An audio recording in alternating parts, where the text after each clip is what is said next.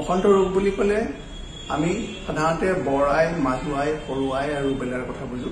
আপোনালোকে জানে বিশ্ব স্বাস্থ্য সংস্থাই বৰাইটো বিশ্বৰ পৰা নিৰ্মূল হোৱা বুলি 1980 চনত ঘোষণা কৰিছে। এতিয়া মাজুৱাইৰ কথালৈ আহো। মাজুৱাইক আমি চিকেন পক্স বুলি কওঁ।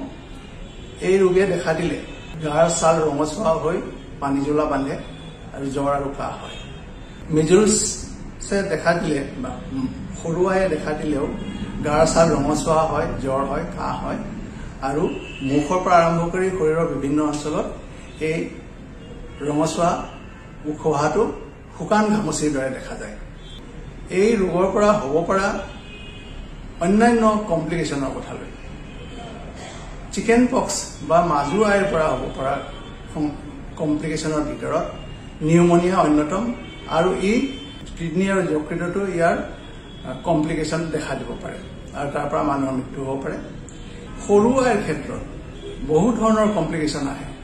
তাৰ ভিতৰত অন্যতম হৈছে নিউমোনিয়া, তাৰপিছতে কৰ্নিয়াৰ আলচাৰ হোৱা, তেওঁৰ চকু নষ্ট হ'ব পাৰে ৰোগীৰ, আৰু কাণত ক্ৰনিক অটাইটিছ মিডিয়া যিটো কাণৰ পৰা পুজ ওলোৱা ৰোগ হয় সেই ৰোগো হ'ব পাৰে।